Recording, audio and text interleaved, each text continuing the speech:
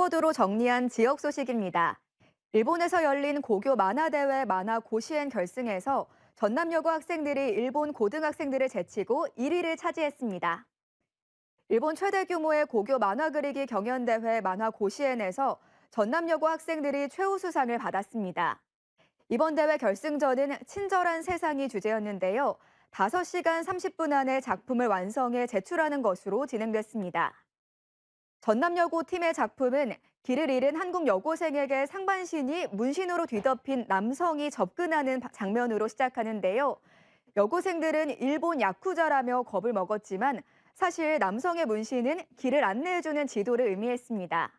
전남여고 학생들은 작품을 통해 사람을 볼 때 외모가 아닌 내면으로 판단해야 한다는 메시지를 전달하고 싶었다고 밝혔습니다. 전라남도 지역 대표 관광 SNS인 남도 여행 길잡이가 올해 소셜 아이 어워드에서 관광 분야 3관왕을 차지했습니다. 전라남도의 SNS 남도 여행 길잡이가 소셜 아이 어워드에서 관광 분야 3관왕에 올랐습니다.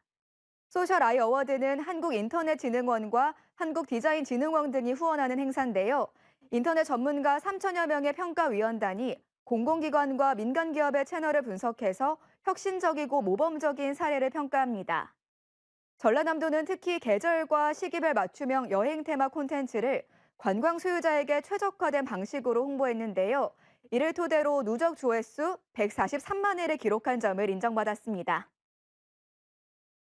지난 주말 무더위를 피해 전남 지역을 찾은 관광객들의 발길이 이어졌습니다. 정남진 장흥 물축제가 지난 30일 시원한 물싸움으로 9일간의 대장정을 시작했습니다. 축제 첫날 많은 사람들이 쏟아지는 물줄기 속에서 더위를 시원하게 식혔는데요. 관광객과 지역민이 어우러져 엄청난 에너지를 발산했습니다. 한편 보성 율포해수욕장은 제트보트를 타기 위한 사람들로 붐볐는데요. 갯벌에서 뛰어노는 아이들의 모습도 볼 수 있었습니다. 이번 여름에는 시원하고 즐거운 전남에서 휴가를 즐기면 좋겠습니다. 해남군의 작은 학교 살리기 주거 플랫폼 사업이 전남에서 유일하게 지역 수요 맞춤 지원 공모에 선정됐습니다.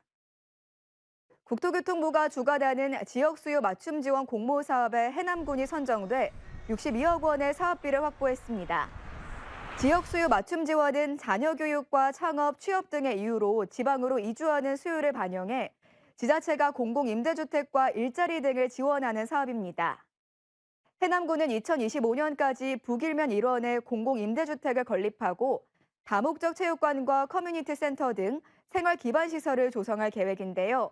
이번 사업을 통해 일자리, 교육 등 패키지 주거 플랫폼을 구축해 지역 활성화와 인구 유입을 기대할 수 있을 것으로 보입니다.